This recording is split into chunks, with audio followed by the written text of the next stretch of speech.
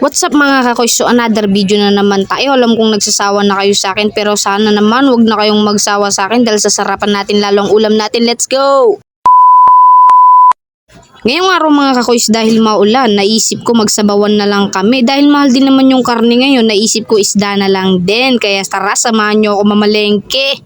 Magbabudget tayo ngayon ng 150 dahil napakamahal na lahat ng bilihin ngayon dito sa palengke. At ang unang pupuntahan natin ay sa bilihan ng isda. Tingnan natin kung magkano na ngayon ang bangus. Dahil lahat ng mga customer ko sa frozen, sinasabi nila na dahil lahat daw ng mga bilihin ngayon ay nagmahal na. Grabe! Kaya tara, samahan nyo na akong mamalengke. Sobrang bilis nating mamamalengke ngayon dahil maraming tao. Bali, ang 1 kilo lang naman ng bangus ngayon ay 220. Grabe, ang mahal na pala. Tapos yung halaga ng bangus na nabili ko ay 120. Tapos tinawaran ko 100 na lang.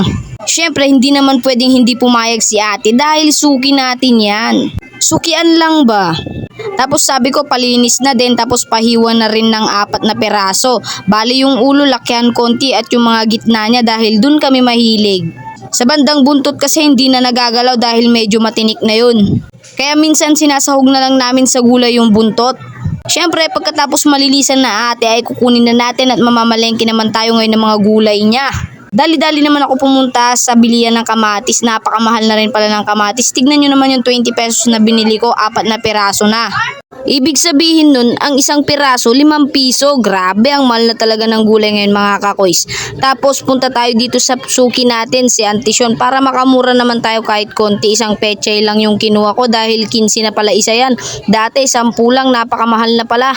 Tapos nagbigay ako ng 20 kay Auntie Sean, binigay na lang niya yung 5 piso ng sili.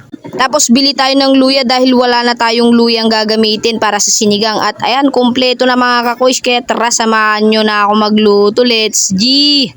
Syempre, kanya-kanya tayo ng pagluto ng sinigang na bangus. Pero comment down below naman mga kakoys kung may kulang pa sa paggawa ko ng sinigang.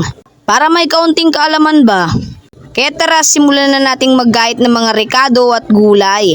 Syempre, una nating gagayatin tong sibuyas. Medyo mura na rin ang sibuyas ngayon para sa akin dahil mas mahal kasi noon. Noon kasi ang presyo ng sibuyas halos doble o triple kaya sobrang mahal. Tapos yung luya naman hinati ko lang para may magamit pa ako bukas. At ito na nga yung sinasabi kong napakamahal, ang kamatis mga kakoys. Wala tayong magagawa dahil kailangan din natin yan sa pagluluto.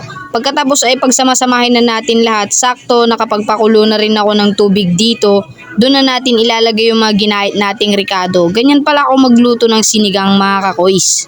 Hindi tayo gagamit ng mantika para igisa yung sibuyas, yung luya, tsaka yung kamatis. At habang pinapakulo natin yung mga rekado na nilagay natin, sunod natin tong pechay at saka sili. Linisan lang natin mga kakoys.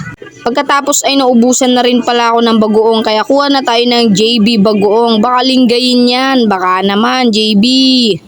Sabi nga nila, shake before you use. Ano daw? At shoutout din pala sa nagdi-deliver sa amin ng JB bagoong. Maraming salamat.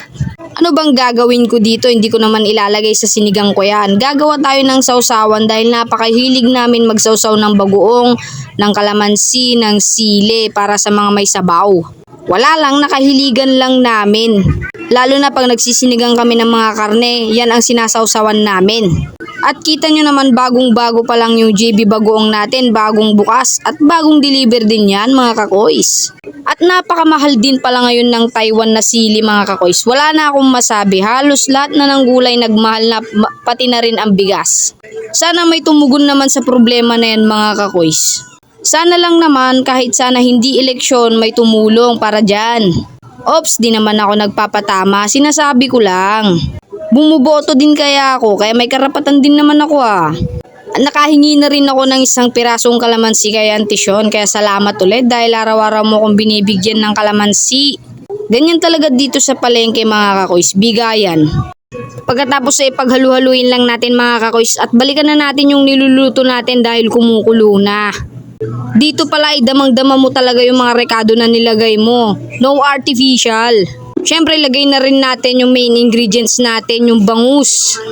After mga 15 minutes nung binuksan ko mga kakoys ay kumulo na rin. Syempre, ang susunod na gagawin natin dyan, lagyan na natin ng mga pampalasa yan tulad na lamang ng shrimp cubes.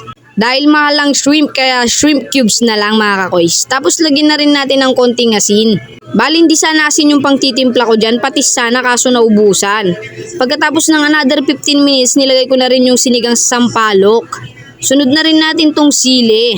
Siyempre, hintayin lang ulit natin kumulo yan at finally, kumulo na rin. Lagay na rin natin yung pechay, paibabaw lang natin dahil madali lang yan maluto. Kaya salamat sa pagsama. Bye-bye!